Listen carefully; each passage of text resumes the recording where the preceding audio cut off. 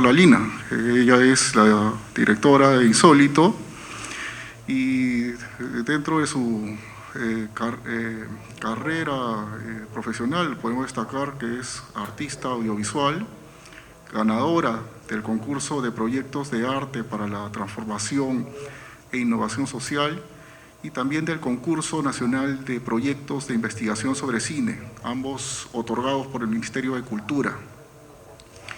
Además, ella tiene el premio DAFO precisamente por este proyecto que es Insólito, Festival del Cine Fantástico, y ha sido directora de arte y decoradora de sets en películas como Las Mejores Familias, de Javier Fuentes Luna, Un Mundo para Julius, de Rosana Díaz, Lina de Lima, entre otros proyectos audiovisuales. Un fuerte aplauso para Lina, por favor.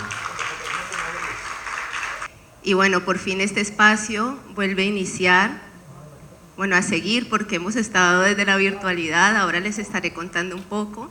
La idea de este momento es disfrutar de una charla de cómo está funcionando este espacio, ¿no?, de cine alternativo, cine de género. Y bueno, nosotros empezamos varias personas. Por acá está Pilar Ramos de Diva Producciones, que es nuestra productora. Hola, Pilar. Un día llegué con Claudio Cordero, que antes estaba haciendo la dirección del festival y ahora también continúa haciendo asesoría académica. Pues como me escuchan, yo soy colombiana y allá en Colombia hay algunos espacios alternativos a los que iba y me encantaban, y hay otras personas que están en el equipo que también disfrutan de todo eso. Así que dijimos, bueno, vamos a iniciar. Acá están viendo algunas imágenes de lo que ha sido el Insólito.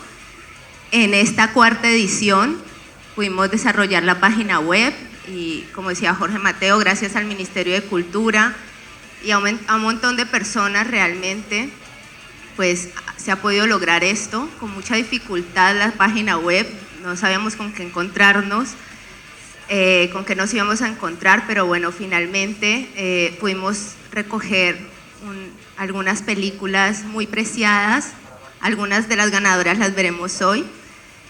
Y agradecer a un montón de personas que siguen. Por allá está Rodrigo, que también año a año nos acompaña en la parte técnica. Creo que esto ha sido también muy importante para varios porque nos ha formado en este tipo de cine, en el cine fantástico, que es un tipo de cine que es complicado llevar a cabo porque eventualmente es costoso y en la región es difícil que se haga. Creo que ha servido mucho el Insólito para implementar todo esto. Este es el primer festival, el que están viendo las imágenes.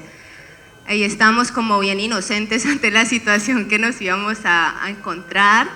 Han sido un montón de retos los que hemos tomado esa vez. La idea era como reconocer y visibilizar lo que no estaba siendo reconocido, así que nuestro festival empezó por buscar también películas regionales y también por buscar películas, por ejemplo, hechas por mujeres o hechas también pues por personas que precisamente no encontraban como un espacio dentro del cine más convencional. También estuvieron con nosotros, por ejemplo, Ricardo Velarde de Luz en el Cerro en esa ocasión, y estuvimos con él en otros lugares como la UCA, la UPN.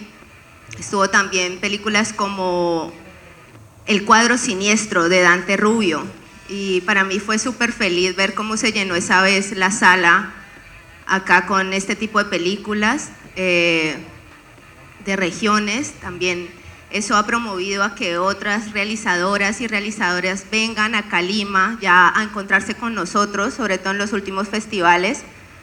Para nosotros es también brutal eso. Por ahí el Gato Blanco fue para Jocelyn Hopkins, que es una película, un cortometraje francés, se llama El día que mi mamá se convirtió en un monstruo. O sea, nosotros también eso fue como un lograzo, tuvimos comunicación con ella. De eso se trata, ¿no? O sea, varios directores y directoras han estado también enviándonos mensajes, han estado en comunicación con el festival y hemos tenido voluntarios, hemos tenido personas que han estado como muy cercanas. Esto para nosotros es súper rico, lo que está pasando precisamente hoy, ¿no? O sea, que no haya como una distancia tan grande, y siempre lo hablamos con los voluntarios y las voluntarias que están ahí como siempre aprendiendo un montón y formándose con nosotros mismos, pues porque no hay más espacios que este para este tipo de cine. Tuvimos películas rarísimas, por ejemplo tuvimos una que se llamaba Pazucus, que es una película brasileña, y es una película bizarra también, llena de cine experimental, en donde se fusionaba el cine animado. Es de un artista callejero que hace un montón de roles dentro del cine, y como a mí me gusta mucho la dirección de arte, eso para mí fue muy genial, ¿no? Ver que se rompían todas las convenciones, se ponían máscaras hechas por artistas locales y etcétera. Entonces, por ejemplo, cuando quisimos llevar este tipo de películas a los lados académicos, fue también un reto, y fue muy bacán ver cómo varias estudiantes y estudiantes respondían muy bien ante todo esto. Por ahí estamos en Trujillo, estuvimos en el Teatro Municipal, nos acogieron súper bien, el teatro también estuvo lleno, para nosotros fue muy emocionante, dimos conversatorios, nos acogió la Municipalidad de Trujillo, y como les contaba, entregamos el gato negro y el gato blanco. Y bueno, eso fue más o menos el primer festival, así fue como finalizó, y tuvimos como una muy buena acogida. Eso nos motivó para seguirla y para concursar en el premio del Ministerio de Cultura, que después llega el segundo festival, y ahí no lo ganamos. Ese premio fue, por un lado, buenísimo para los que hacen eventos, se den cuenta, pero también tuvo el lado más difícil porque creció un montón el festival, casi que fue el doble. O sea, si en el primer festival pasamos unas 50 películas, imagínense que en estas pasamos el doble. Además, sí, en el primer festival la Biblioteca Nacional nos acompañó, en el segundo nos acompañó también Cine Planet, y como queríamos descentralizar, nos metimos en Mall del Sur y en San Miguel. Entonces también fue como, es una locura, porque no es lo mismo pues hacer un festival en Miraflores, por ejemplo, que hacerlo en Los Conos o hacerlo también en las regiones, ¿no?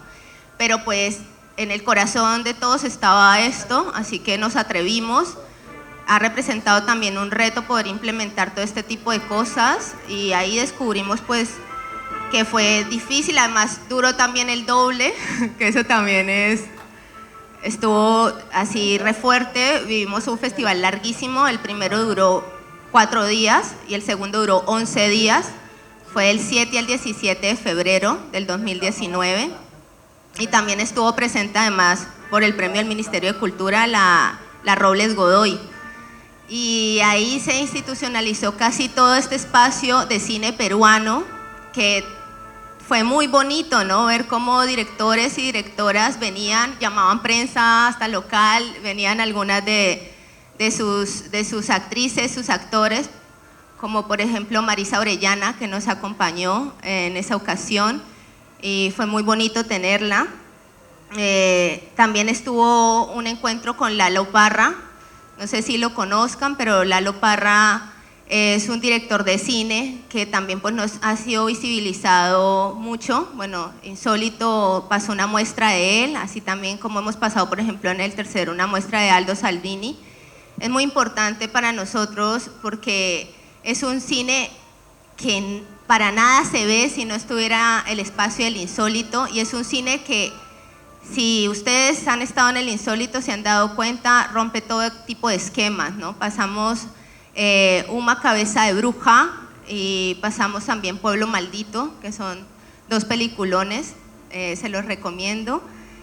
Y bueno, estuvimos con varios tipos de directores, hemos estado haciendo algunos tipos de alianzas con las embajadas. Eso nos ha permitido traer cine también muy diferente, como el de Isaac Svan o el de Ernesto Díaz Espinosa, que son directores de Chile, de México, y también hacer alianzas con festivales y con personas realizadoras de Latinoamérica, y qué mejor también espacio para descentralizar que ese, ¿no? Aliarnos también con Latinoamérica ha sido muy importante.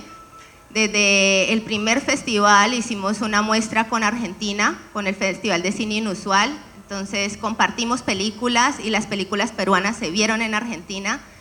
Asimismo, en el segundo estuvimos con Santiago Horror, en el tercero con Bogotá Horror, en el cuarto estuvimos con El Grito de Venezuela. Bueno, han sido experiencias muy gratificantes porque también es ver cómo en el sector se produce buen cine y podemos aprender de este cine y también llevarlo y entretener a otras personas, como es lo que cumple el cine de género, que además es un espacio también para morirnos de la risa, para estar felices, para disfrazarnos. También este calor también lo hemos visto en algún momento cuando hemos hecho algunos encuentros, personas que vienen así vestidas fuera de lo convencional y personas que son músicas. O sea, también hay este espacio como multidisciplinario que está avalado, lo avala el cine de género, ¿no? Que es una combinación entre artistas plásticos, entre personas que quieren hacer cosas diferentes. Por ejemplo, ahí estaba Inti Carrizo, que fue el ganador del Gato Negro, y lo trajimos. Él es un director chileno, hizo su película con crowdfunding. Es muy importante esto porque además ganó, o sea, ganó dinero con el crowdfunding, con eso hizo su película. Y él dio, por ejemplo, una conferencia sobre esto, ¿no? Y sobre cómo pueden los jóvenes, porque muchos de los ganadores y las ganadoras de Insólito además son noveles, ¿no? Son artistas que están comenzando. Y es muy importante que puedan ver cómo estabilizarse en este mundo, ¿no? Y en este mundo del cine de género, y también cómo rotar entre los países conocidos. Nosotros también tenemos una alianza con FanLatán, que es la Liga Latinoamericana de Cine Fantástico, y eso nos permite compartir también cine con todos ellos. Son los mejores, están de Brasil, México, Argentina, varias películas que también hemos estado llevando y compartiendo. Ahora, de hecho, que en Cine Fantasy de Brasil postulamos a Hombre de Neón, que es una de las películas que estuvo en este año en Insólito, de Fernando Montenegro, y es una película animada también que rompe todos los esquemas y que también es pandémica. Entonces, por ahí está la revista Folk, que también Cindy Díaz, también esos fueron de los logros en este segundo Insólito.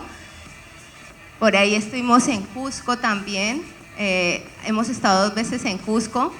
De hecho, para nosotros es súper importante. En este momento estamos realizando unas muestras presenciales, estuvimos en Arequipa, y ahora el 6 y 7 de mayo por ahí está Vero Ferrari, que es una de nuestras programadoras, y va para Cajamarca, así que atentos si tienen amigas y amigos por allá, súper brutal, invítenlos. De hecho, yo vuelvo a Cusco también el 22, que hay una muestra.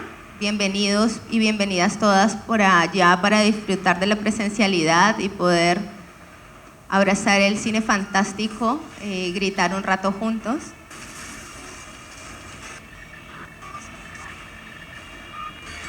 Por ahí estamos viendo como algunas imágenes que en realidad, ahí ya empezó el tercer insólito. En realidad el tercer insólito fue estabilizarnos un montón y dar también unos nuevos riesgos que de verdad fueron hermosos de tomar, porque ahí, como somos bien fanáticas del cine fantástico, nos atrevimos a invitar a Alexandre Philippe, que es un documentalista de cine fantástico con la Embajada de Suiza.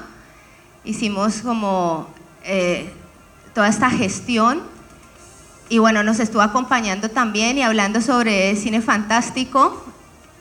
También estuvo Jairo Pinilla, que es el pionero del cine de terror colombiano, y Jorge Holguín, que es el pionero de cine de terror chileno. Entonces, como ven, todavía, de hecho, no se han muerto como las personas, o bueno, algunos se han ido muriendo en estos años, pero igual es un logro que no es de hace muchísimas décadas, ¿no? El cine de género en nuestros países se está desarrollando en este momento y es muy bacán que todavía podamos compartir con este tipo de personas que han estado realizando, por ejemplo, en el caso de Jairo Pinillo, más de 50 películas. Por ahí vemos un video que él mismo hizo, él documentó el festival, en donde se quedaron, con quienes compartieron, los fanáticos que estaban por ahí. Entonces, fue muy lindo, ¿no? Este festival en el que compartimos también con Gabriel Grieco, que vino de Argentina y es un director que también valoramos muchísimo. Con Micaela Cajahuaringa, que es una directora de foto de acá de Perú, que también suele hacer películas poco convencionales. Entonces fue súper interesante ver ya cómo varios directores y directoras también de otros países empiezan a venir y empiezan a estar tan interesados en el cine local y también en ver películas peruanas. Eso para nosotros fue como todo un reto, acogerlos y salir con ellos y también estar con nuestro público compartiendo. Hubo foros, hubo conferencias, también hubo varios voluntarios que como siempre ayudan un montón en la situación y que también han seguido hasta produciendo algunas películas. Por ejemplo, durante la pandemia pasamos, ya en este cuarto insólito, pasamos un par de películas hechas por algunos voluntarios que desde el primer insólito estaban súper felices. Entonces esto también, como vemos, motiva la formación y motiva como a estas ganas de hacer algo diferente y también de encontrarse, ¿no? Porque eso también es muy importante en este tipo de cine, de entretenimiento y que es más social y que es fantástico, es el encuentro, ¿no? El encuentro de compartir y de sentirnos como que somos un equipo, que somos una comunidad, que pertenecemos como a algo. Eso se siente, ¿no? En el cine de género y en el cine y en el Festival Insólito creo que se siente, ¿no? En estos días varias personas nos han chateado, nos han dicho como volvemos otra vez a la presencialidad. También es bien chévere. Por ahí está Jairito Pinilla, el pionero de cine de terror de Colombia que les contaba. Y ahí están toda la cantidad de jurados, también personas muy apreciadas dentro del cine local. Ahí está Aldo Salvini, que han estado con nosotros también compartiendo de todo esto. La Casa Andina nos dispuso este lugar para que nos reuniéramos a hablar sobre todo esto. Y bueno, y de ahí les cuento que el festival fue en febrero, unos días antes de que empezara la pandemia. Entonces, al menos todos se devolvieron, se alcanzaron a devolver a sus países. Y ahí pues yo pienso que la locura que todos hemos venido viviendo durante estos 2 años, que es muy diferente, ¿no? El sentimiento y las cosas que hemos pasado cada uno. Nosotros, al menos después de tener todo esto, de estar en Cineplanet, se nos unió la PUC en la tercera edición, también estuvimos en la Católica y fue también muy bacán estar allá pasando cines. Sobre todo pasamos todo nuestro lado, nuestra competencia latinoamericana. Y después de esto, pues no sabíamos muy bien, ¿no?, qué hacer. Fue como, ay, ahora, porque claro, como les he venido contando, esto es, ¿no? Esto es reunirse, es hacer la fiesta, es tomarte algo con tus amigos y ver la película, compartir, gritar juntos, ¿no? En el terror eso como es muy, muy bacán esta sensación, y en la fantasía también imaginar juntos. Entonces llega este cuarto insólito, después de esto que están viendo acá, acá ven el equipo, y no sabemos qué hacer, y pasa esto, ¿no? Que es que empezamos a experimentar entre el equipo mismo que nos hemos venido formando. Ahí están las manitos del diseñador, que es Reni Terán, y Hungry, que es nuestra agencia, que sigue ahí constante después de tanto tiempo. Y está también Ana Karina, que por ahí también está. Nació Insólicat, que era nuestro gato, y como vieron desde el primer insólito, pues era como el gato blanco y el gato negro, pero era algo muy básico. Entonces dijimos, bueno, encerrados en la casa, ¿qué hacemos, no? Como tratemos de juntarnos, así sea con mascarilla, y vamos a crear y animar también para que nuestros realizadores y realizadoras creen con nosotros. Entonces pasó esto que fue el stop motion que realizamos, y de hecho que esta ha sido una de las tendencias también en este Cuarto Insólito. Nos ha llegado un montón de cine animado. Tuvimos estas charlas que también vimos como varias falencias ahí de situaciones que todavía no han sido mostradas, que hay que incentivar, como por ejemplo la distribución de cine hecho por mujeres. Si bien es cierto, como les contaba, desde el primer Insólito ha habido ganadoras mujeres, pues es difícil dentro de este medio, así como los regionales y como otros círculos, entren y sí que hacen cine bacán. Entonces, como ha habido un boom en la literatura y en la música, me imagino que si ustedes están por ahí escribiendo, se han dado cuenta, por ejemplo, de esto. También ha habido un boom en el cine hecho por mujeres. Hoy vamos a ver 4 películas, de hecho, hechas por mujeres que tuvieron reconocimiento dentro de este Cuarto Insólito, y para nosotros pues es gratificante. Y también estuvimos realizando, como ven ahí, un montón de videos hechos por las personas que han estado con nosotros desde el comienzo.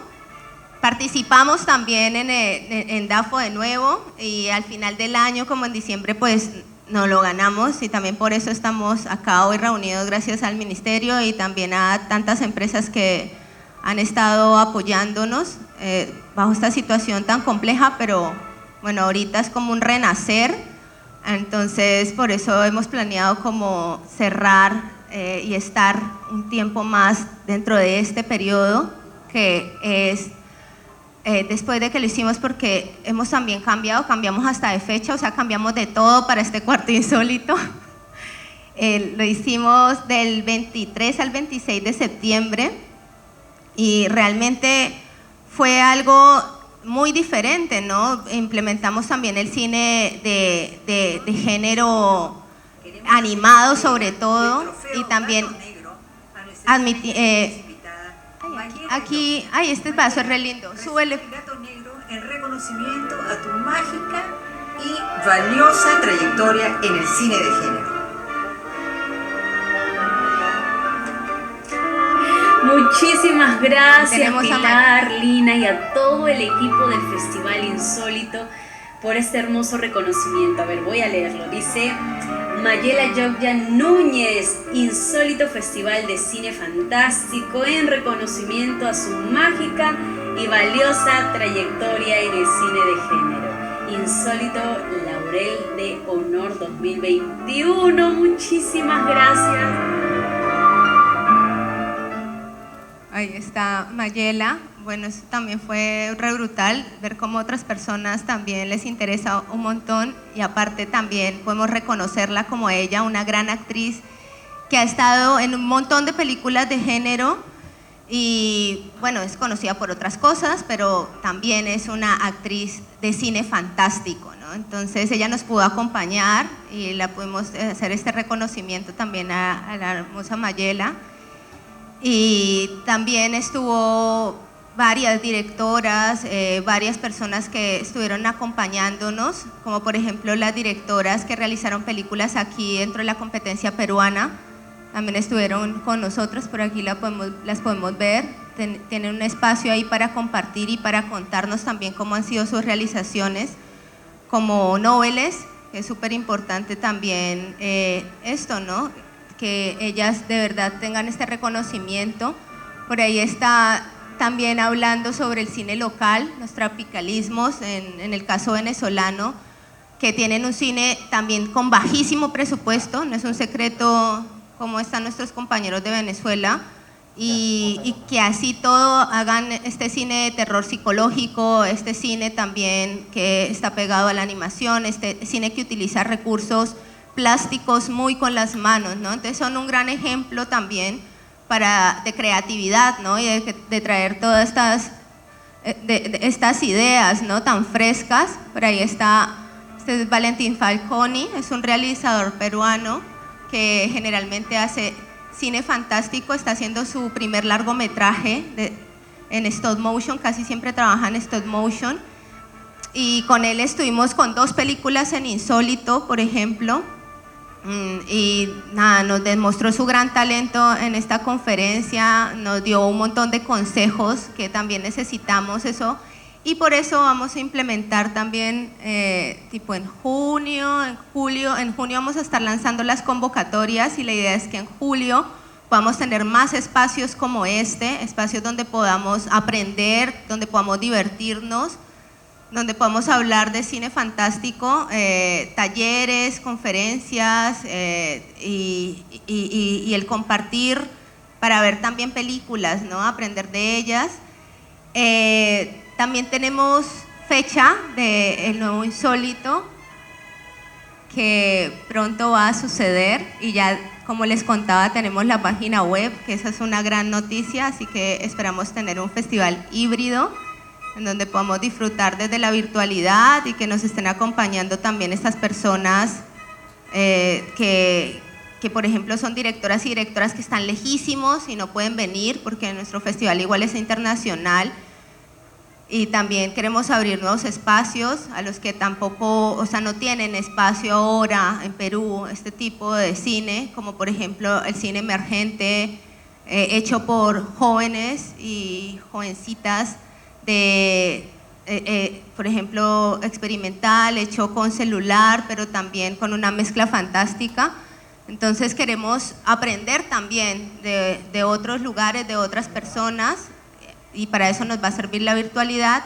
Y también queremos seguir acá en la presencialidad, compartiendo, así que yo creo que próximamente por ahí estamos hablando, posiblemente vamos a estar por acá, encontrándonos también en la biblioteca, vamos a ver, y también en otros lugares en los que ya hemos estado, esperamos también.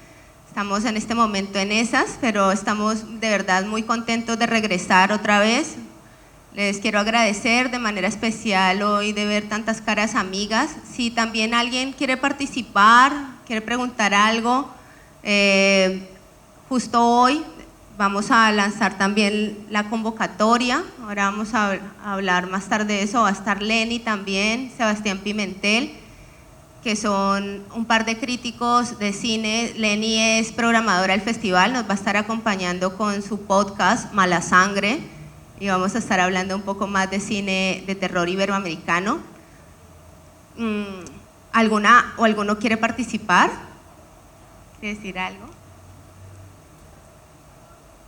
Bienvenidas las preguntas, las dudas y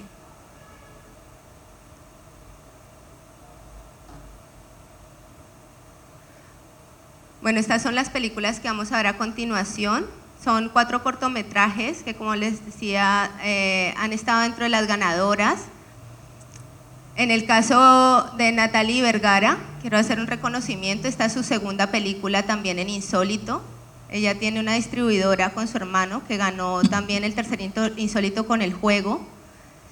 Se llama La Taberna y es bravaza, ¿no? Como todo este aprendizaje que han tenido y que hemos estado acompañándolos, así como por ejemplo otro realizador que por ahí también salió, que se llama Diego Mesarina, y es un realizador también que ha estado tipo en 3 Insólitos. Así que nada, vamos a ver este cine fuera de lo convencional y un poco loco. Está la película también de Dana, que se lleva a la mejor película, esa que van a ver es La Gato Blanco. Y bueno, está El Silencio del Río, de Francesca Canepa, que es una coproducción con Francia. Y disfruten las películas un montón, me alegra muchísimo este encuentro de hoy. Bienvenidos de nuevo a Pasar Rico en el Insólito. A la charla, nuestras películas insólitas favoritas, un recorrido iberoamericano a cargo de Lenny Fernández y Sebastián Pimentel. ¿Me puedes sonreír, por favor? Algunos referentes importantes. Entre ellos tenemos a José Mojica en Brasil, que hizo cine en los años 60, falleció hace muy pocos años, en realidad en el 2020. Después tenemos en México al gran Carlos Enrique Taboada, con películas maravillosas como Hasta el viento tiene miedo, ¿no? El libro de piedra o Veneno para las hadas, por ejemplo. ejemplo. Todas esas son películas que en realidad ustedes incluso pueden ver en YouTube. Me parece que hasta El viento tiene miedo está allí. Y otro referente y gran referente ya desde España, hablaríamos de Narciso Ibáñez Serrador o Chicho Ibáñez Serrador, un gran referente para el cine de horror de su mismo país, ¿no? Y uno de los grandes nombres en realidad. España ha tenido varios directores importantes. Está Jesús Franco también, desde una línea de repente un poco más, quizás un poquito más bizarra, ¿no? Pero el nombre, digamos, más internacional quizás es el de Narciso Ibáñez Serrador, que además hizo una serie para televisión y su impronta, digamos, y su legado ha quedado incluso para futuros directores, ¿no? de ese país, que incluso rindieron homenaje a una serie que él hizo en los años 60 que se llamaba Historias para no dormir en la televisión, y directores como Paco Plaza, por ejemplo, tan conocido por REC, ¿no? Por esa película de zombies, REC, hizo una película, ¿no? En homenaje a esta serie, ¿no? Con un conjunto de directores hicieron varias películas que se llamaron Películas para no dormir. También participó Jaume Balagueró, ¿no? Entonces, todas estas, digamos, estamos hablando en general, ¿no? Para ubicarnos un poco históricamente de directores que más o menos pertenecen a una misma generación, ¿no? Tanto José Mojica, ¿no? Como Chicho Ibáñez y como Carlos Enrique Taboada son directores que hicieron sus carreras alrededor de los años 60, 70, ¿no? Y con películas importantísimas, ¿no? En el caso de José Mojica tenemos a Cedo Caixao. En el caso de, ya mencioné un par de películas de Carlos Enrique Taboada en México, el mexicano, y el otro director, Chicho Ibáñez, tiene películas grandiosas, fabulosas, como La Residencia y ¿Quién puede matar a un niño?, que es una genialidad y se las recomiendo, si no las han visto, les recomiendo todos los títulos que acabo de mencionar, para que tengan un panorama, digamos, más o menos histórico de lo que es también el legado de estos directores hacia el cine contemporáneo de horror, ¿sí? Entonces, no sé si alguna de ellas es…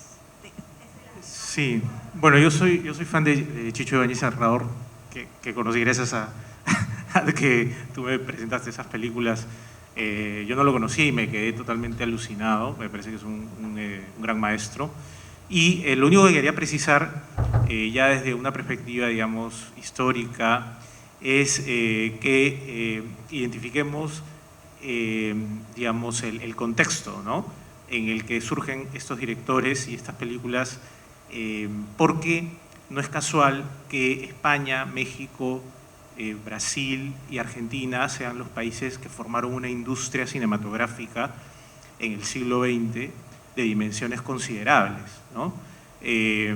Obviamente muy lejos de lo que pueden ser grandes industrias planetarias como Hollywood o como por las dimensiones, digamos, de consumo interno, la India, por ejemplo, Bollywood, ¿no? Pero son industrias que llegaron a tener una gran producción, ¿no? y que fueron realmente industrias, ¿no? En el Perú, por ejemplo, hemos tenido amagos de pequeñísimas industrias que nunca llegaron a despegar, ¿no? Estamos hablando del siglo XX, ¿no? Y por eso quería hacer esa nota al pie de página, ¿no? España también, no sé si llegó a tener, no creo que haya tenido una gran industria, pero creo que podemos hablar de una producción televisiva y cinematográfica un poquito mejor que en países como el Perú, ¿no?, cuando hablamos del siglo XX. Y bueno, en España ya, luego de la transición, cuando pasan a la democracia en los años 80, el despegue es brutal, ¿no? Ahí sale Almodóvar y estos grandes directores que son muy internacionales, ¿no? Ahora, a mí me apena un poco que Chicho Ibáñez Serrador no sea tan conocido, no sea tan internacional como Almodóvar, ¿no? Cuando yo no creería o no pensaría que eso fuera un director, digamos, de segunda división. Yo creo que es de primera división. pero esas son las cosas que pasan con el género, ¿no? El género fantástico, el género de horror, es un género siempre que subte, ¿no? Es un género que no consigue los premios en los grandes festivales de prestigio y un poco esa naturaleza subterránea también es parte de su encanto y de su mística, ¿no? De su mística artística siempre contracultural, ¿no? Y bueno, creo que podemos pasar a hablar ahora de las 3 películas de las que empezamos a hablar. Sí, solamente un apunte también adicional a propósito de lo que mencionaba Sebastián, es que si uno recorre, por ejemplo, un poco la historia del cine y la historia del género mismo, el género de horror, podemos ver que los años 60 fueron pues muy prolíficos y, digamos, grandes maestros aparecen en los años 60 y las grandes películas de horror quedaron a partir de los años 60 y 70, ¿no? Entonces, digamos, uno podría pensar, ¿no? ¿Qué pasaba especial en el mundo, ¿no? Y tenemos pues un contexto también social, ¿no? Histórico, de reivindicación, por ejemplo, de derechos, ¿no? Como, digamos, la reivindicación de la raza negra, de las minorías, ¿no? Los feminismos aparecen en esa época, se comienza a discutir ya la situación de la mujer. Y entonces, además tenemos ese gran contexto, ¿no? Tenemos el mayo del 68, tenemos la guerra de Vietnam, en fin. O sea, es decir, es una época bien turbulenta, pero a la vez también que hace que un modo de protesta a través del arte se consolide, incluso a través del género del horror. Y eso es lo rico y lo maravilloso del género, de los géneros, es que en realidad pueden parecer a veces películas muy sencillas, pero que siempre, en realidad, si uno trata de profundizar un poco más y analizar un poco más, se va a dar cuenta que están hablando de su propio tiempo, ¿no? Yo creo que todo artista precisamente hace eso, habla de su tiempo. Toda película habla acerca de lo que está sucediendo de alguna manera, ¿no? Aunque no lo parezca en una primera visión. Entonces, ahora sí pasamos a conversar de nuestras películas insólitas favoritas. Las hemos denominado como insólitas precisamente también porque las hemos visto gracias a este festival, al Festival Insólito, que es dirigido por Lina Durán. Y todo su equipo de gente que de verdad que tienen un punch increíble, porque traer estas películas, y eso me lo comentaba Sebastián ahora que veníamos hacia aquí, era que las películas que se ven en Insólito muy probablemente no las vayan a ver, o sea, no son películas, digamos, que estén hechas para estas plataformas de streaming populares, ¿no? Sino que en realidad lo que hace Insólito es una apuesta por la creatividad, una apuesta por una experiencia distinta a la que se puede tener, ¿no es cierto?, en una ventana pues tan popular como Netflix, por ejemplo, ¿no? Y ahora, eso no quiere decir que Netflix esté mal, pero digamos que tener posibilidad de entrar y poder acercarnos a un cine diferente siempre nos va a enriquecer. Entonces, creo que podemos empezar hablando de, ¿te parece? ¿Cuál? Sí, habíamos quedado en empezar con la película de Jairo Pinilla, ¿no? Esta película mítica, Funeral Siniestro, es una película colombiana del 1977, exacto, es el debut en largometraje de Jairo Pinilla, que había hecho algunos pequeños trabajos antes. Bueno, no sé si algunos de ustedes han visto esa película, creo que es un poco difícil encontrarla, Funeral Siniestro, pero es una película de culto, de un director muy polémico y además un director colombiano, ¿no? Vino para una de las ediciones de Insólito y bueno, nosotros hemos visto hace poco la película, justo hablábamos de la necesidad de que pueda ser restaurada porque cobraría un esplendor mucho mayor al que tiene, ¿no? Porque ya la copia que circula es una copia desgastada, pero a mí me encantó y es una película que llama la atención por varias razones, ¿no? Para empezar, es una película colombiana.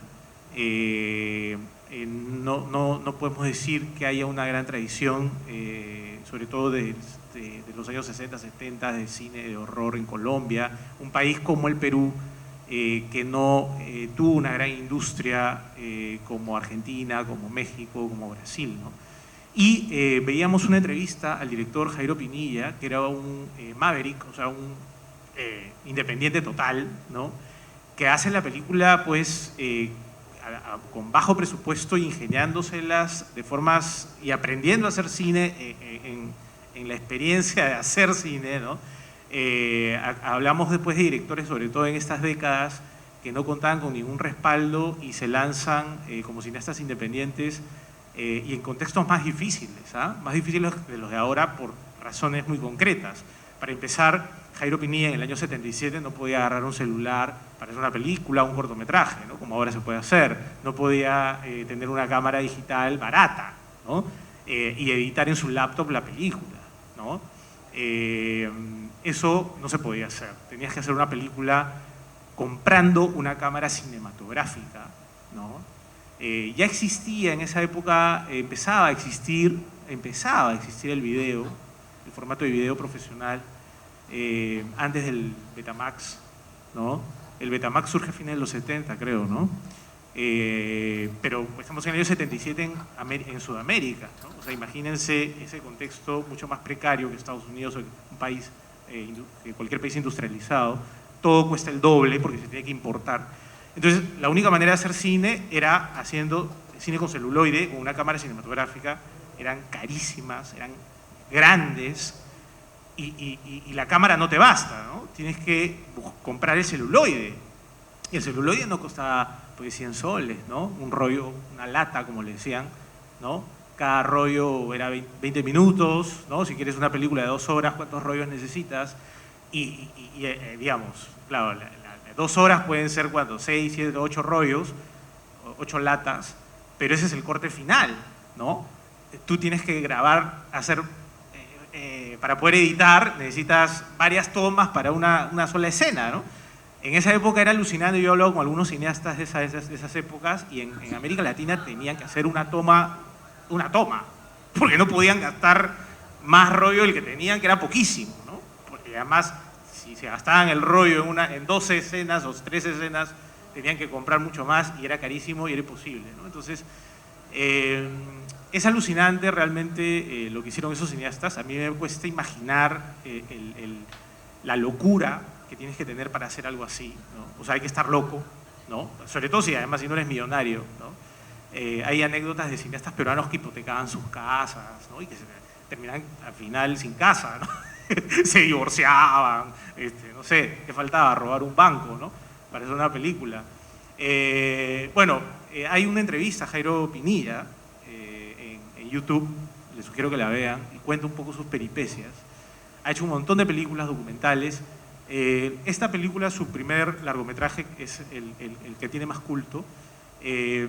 La primera razón por la que llama la atención es por la proveniencia del director y el contexto y la precariedad de un director que está, digamos, lanzándose a hacer cine sin ningún apoyo de ningún tipo, ni estatal ni privado.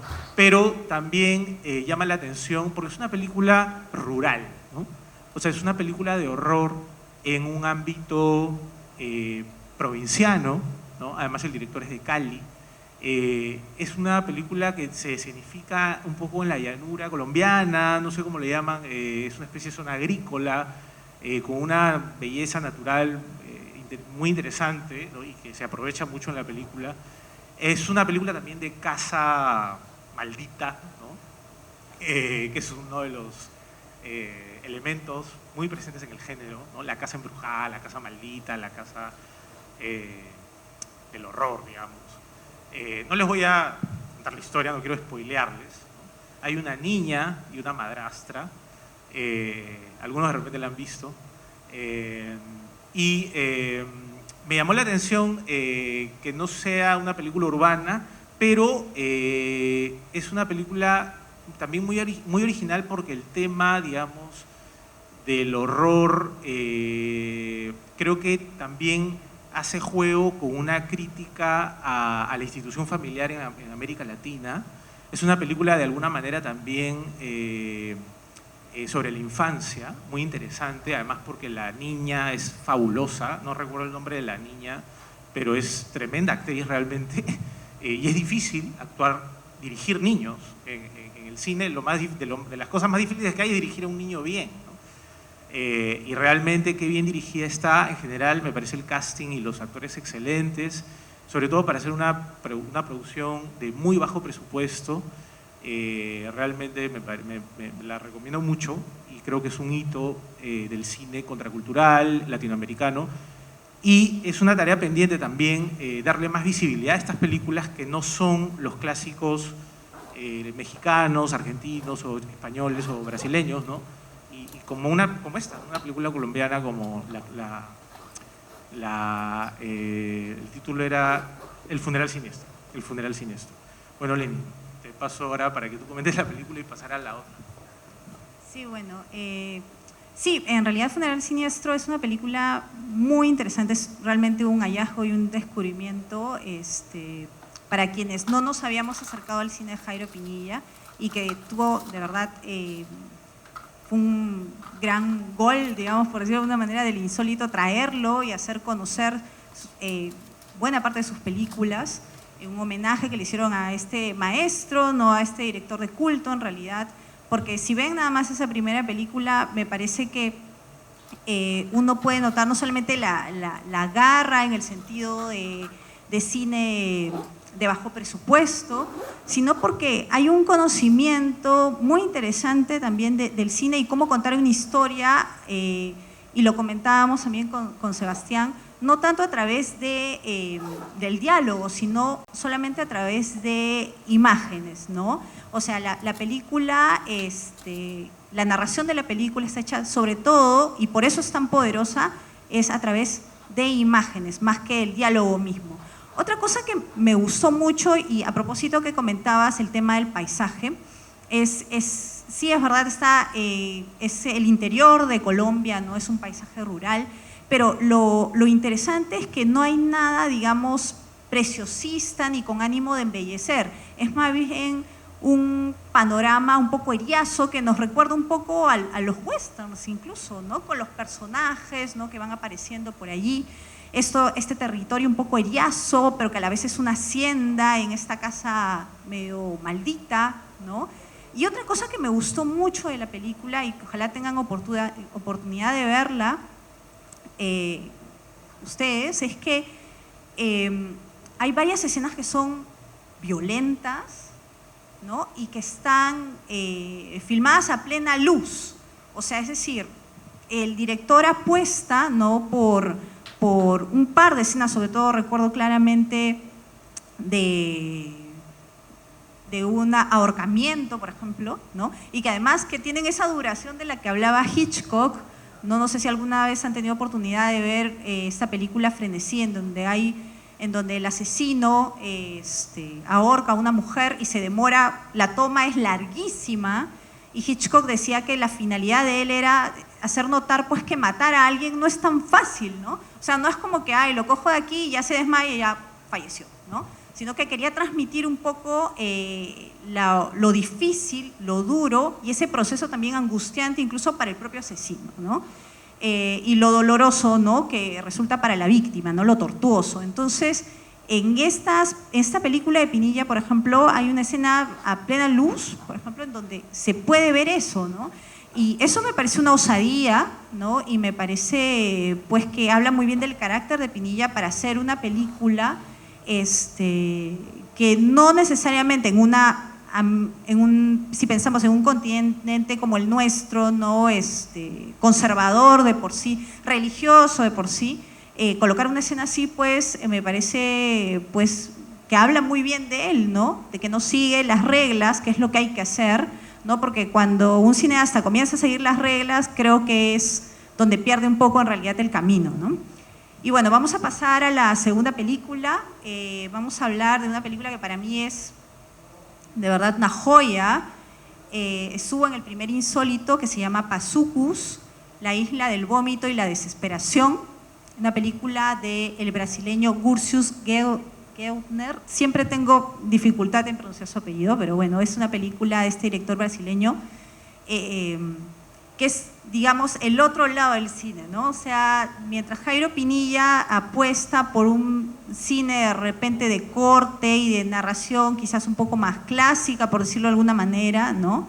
En un relato lineal, por decirlo de alguna manera, lo de este director brasileño es otra cosa, ¿no? Hay continuos saltos en el tiempo, hay una estética absolutamente bizarra y de serie, digamos, ya ni siquiera B, sino Z, por decirlo de alguna manera, que en realidad tampoco no es desmerecer una película hablar que es de serie Z, sino que en realidad es una forma, ¿no?, de artística, ¿no?, de expresar lo que quiere el director, ¿no?, lo que quiere provocar en el espectador, ¿no?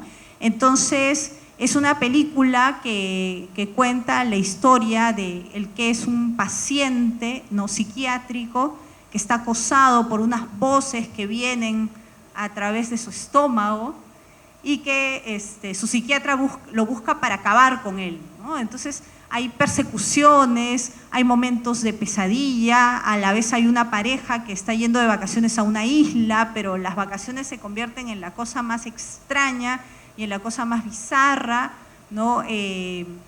También tiene bastante humor, ¿no? Y es un horror también y un humor escatológico, ¿no? Porque este director brasileño no tiene miedo de colocar la película, es la isla del vómito y la desesperación, se imaginarán qué cosas se pueden ver. La estética es maravillosa.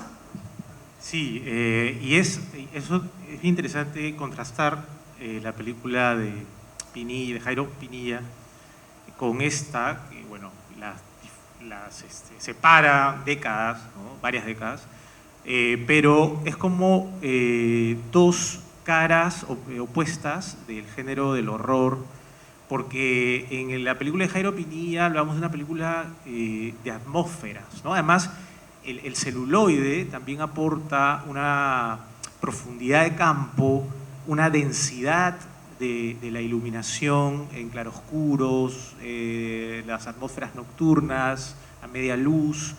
Está más cerca a Hitchcock, ¿no? Jairo Pinilla, aunque es un universo totalmente diferente, ¿no? Porque hablamos de una hacienda colombiana, ¿no?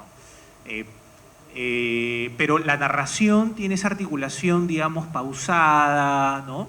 Eso me gustó mucho esa película, ¿no? Y creo que con el devenir de los tiempos, donde ahora todo es rápido, todo es eléctrico, electrizante y de choque, ¿no? Todo está hecho de choque ahora, ¿no? Estamos en un mundo cada vez más rápido, cada vez más de estímulos, lleno de estímulos. En cambio, esta es una película, a veces yo decía, oye, esta lentitud que es casi contemplativa, ¿no? Pero no es contemplativa porque es una película de género, pero la narración tiene esa calma que se tenía en los años 70 para contar una historia, ¿no? Y tiene muchas atmósferas muy bien logradas. En cambio, por ejemplo, esta película brasilera, Pazucus, ¿no? Pazucus, es una película que es una especie de mezcla de El show de los Muppets, Los zombies de George Romero, las primeras películas de Cronenberg, Buster Keaton. Es una mezcla alucinante. John Waters, de todas maneras. Es una mezcla alucinante, hasta dibujos animados, ¿no? Porque no tiene atmósferas esa película. La película es muy física, tiene slapstick, pero a la vez muchos vómitos, sangre falsa, ¿no? Es como, claro, como Jim Henson, los Muppets con no sé qué dibujos animados tóxicos, y George Romero y Cronenberg, ¿no? O sea, claro, o sea, el lenguaje cinematográfico por el que apuesta este director brasilero, que es muy de humor anárquico, de humor despelotado, irreverente, muy retador en ese sentido, pero tiene algo infantil también, ¿no? Tiene un encanto también de dibujo animado, ¿no? Y no hay atmósferas, porque todo es como una cuestión muy física de persecuciones, de gruñidos y gritos que están entre el horror y el humor, ¿no? Y ese registro, además muy de serie B, de serie Z, ¿no? De serie Z, muy consciente de lo que está haciendo, es muy retador también para el espectador, ¿no? Y además, de plano, está apostando por un espectador que conoce estos referentes, ¿no? Y un poco la historia del cine de horror y del cine de humor Z, ¿no? Escatológico, John Waters y todas estas películas, ¿no? Pero no tiene casi nada que ver, ¿ah? Casi nada que ver con el cine, digamos, más clásico de horror, ¿no? Que además en el caso de Jairo Pinilla hay mucho uso del suspenso, ¿no? Mucho el suspenso, de la intriga también, que no sucede pues con Pasucus, ¿no? Que es una especie de anarquía, digamos, total, ¿no? Cinematográfica, pero muy consciente del estilo que quiere tener, ¿no? Yo para terminar con este apunte, a mí me recordaba mucho la libertad creativa de Pasucus y su irreverencia, ¿no? Es un poco este ímpetu por hacer lo que te da la gana sin que te importe que le guste a nadie lo que estás haciendo, ¿no? Simplemente por la libertad de poder hacer lo que quieres y de una forma totalmente pues, irreverente. Es un poco de espaldas al arte con mayúsculas, ¿no? Acá sí se están burlando de todo. Me hizo recordar al Cinema Novo, ¿no? De Glauber Rocha, de Nelson Pereira dos Santos, por ese desparpajo, ¿no? Y finalmente hay una especie de revolución en esa película, ¿no?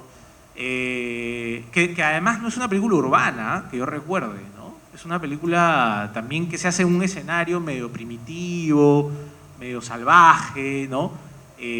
Donde hay canibalismo, todas las escatologías posibles, pero con mucho humor, ¿no? Con mucho humor, lleno de humor, y que es un reto también para el espectador, ¿no? Lo único que yo haría con esa película es quitarle unos minutos, porque me parece que el director está tan embelesado y tan feliz con lo que está haciendo que se le va la mano, a veces es un poco redundante, creo, ¿no? Pero bueno, es una película de exceso, ¿no? Creo que ahora podemos pasar a la tercera porque creo que el tiempo se nos está yendo. Sí, bueno, se la recomendamos en realidad si pueden ver Pasucus, ojalá que el Insólito la pueda poner nuevamente porque en realidad sí es una película que se valora por lo distinta que es, ¿no? A veces puede parecer, algunas personas yo recuerdo que me comentaban, oye, pero esto está mal hecho, esto no es así, o sea, porque esto no se ve bien, se ve torpe, se ve falso. Gianotti, que es una película en realidad muy interesante y que ya también la escogimos también porque digamos, estas tres películas que hemos seleccionado tienen estéticas muy diferentes, apuestas muy distintas, y en el caso de Lenny es una película que va por lo psicológico, ¿no? Y lo interesante es cómo coge un tema tan actual como la violencia, ¿no? Hacia la mujer, la violencia de género, ¿no? Y digamos, trata acerca de cómo una víctima, ¿no? Afronta esa situación o el estrés, ¿no? Postraumático luego de una relación en donde ha vivido pues, situaciones muy violentas, ¿no? Es una película en realidad muy interesante. Además está grabada, si no me equivoco, en Córdoba, en el interior de Argentina.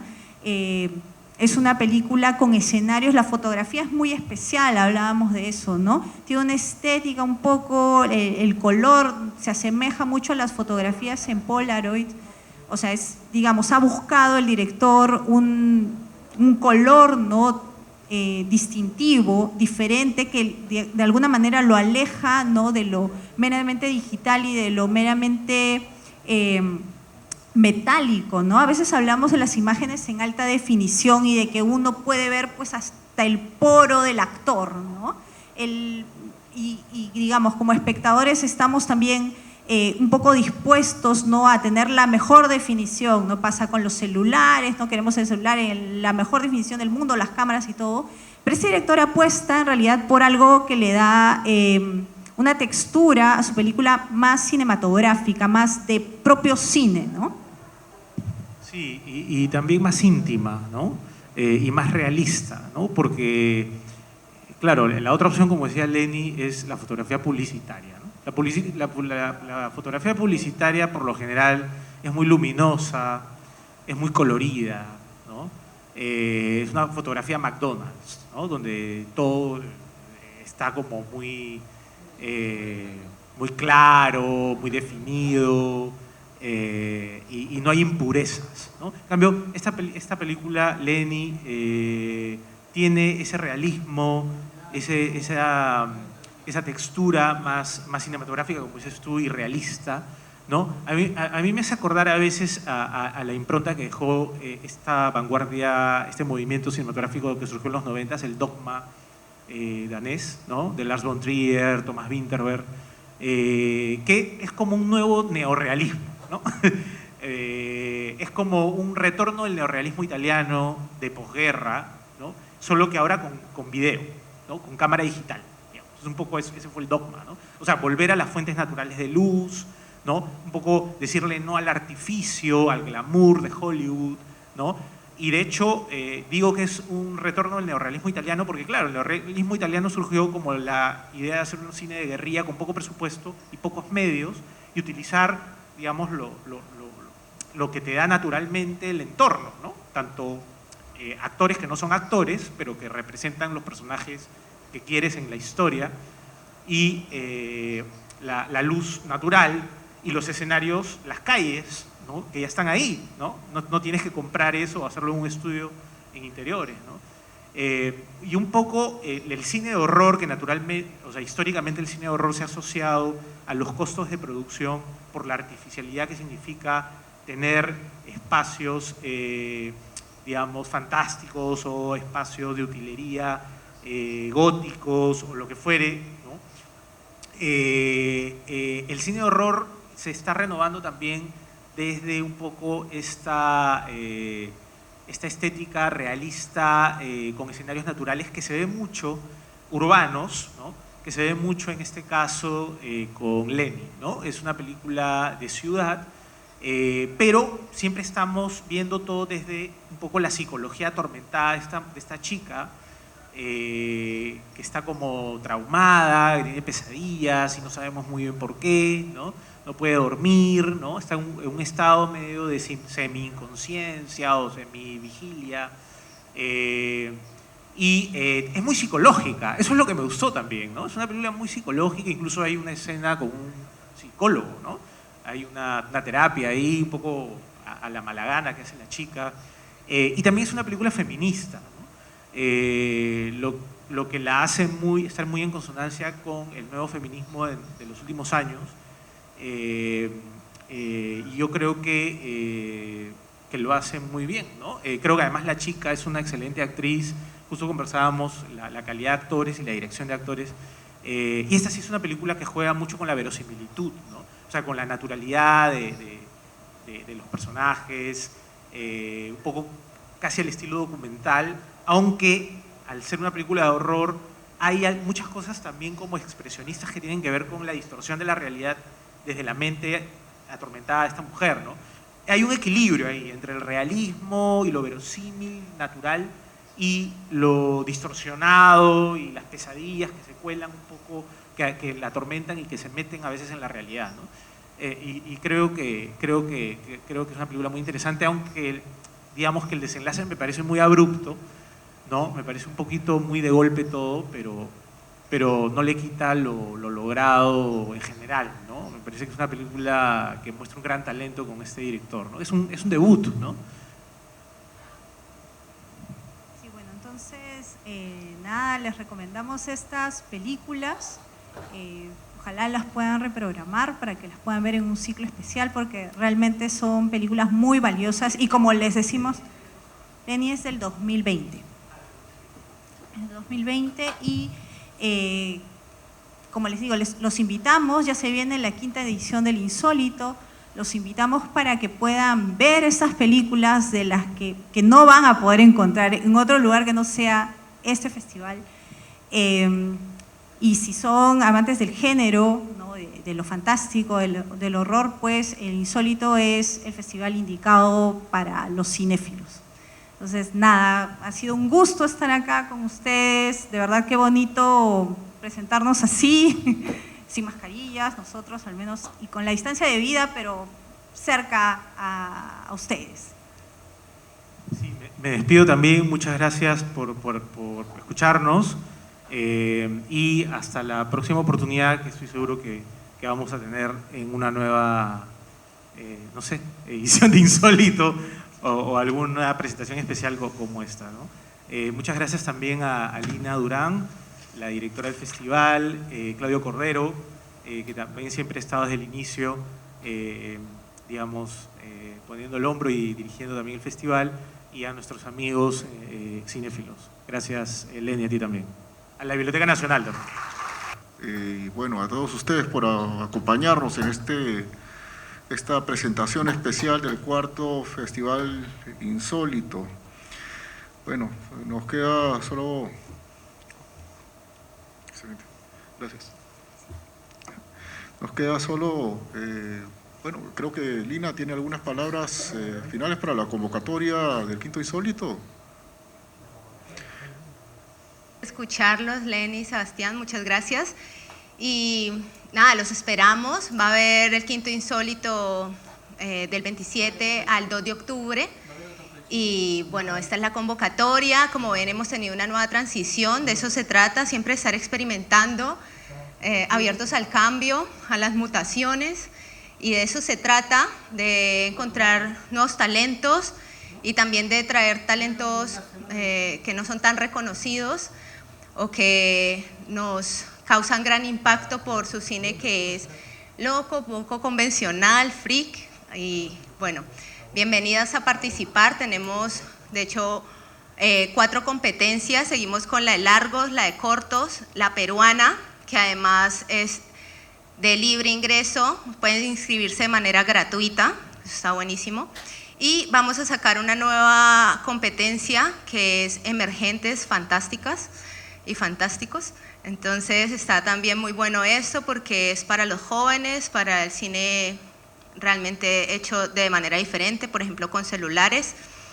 Así que métanse a revisar las bases, por ahí también tenemos muestras que vamos a realizar, escriban, también si quieren participar, por ahí hay amigas y amigos de podcast y de como estos movimientos también subtes, como se hablaba ahora, alternativos, pues bienvenidas y bienvenidos al Insólito.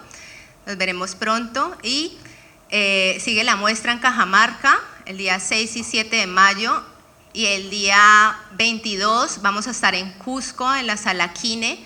En Cajamarca es el Complejo Belén, con la oficina, los amigos de la oficina.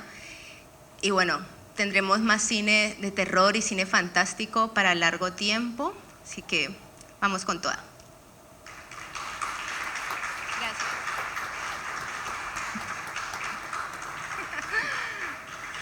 Bueno, solamente agradecerles y recordarles que tenemos en nuestra programación del Cineforum este miércoles 10, Canción sin nombre, con Melina León, la directora Melina León, y Pamela Mendoza, la actriz de la película que acabo de nombrar.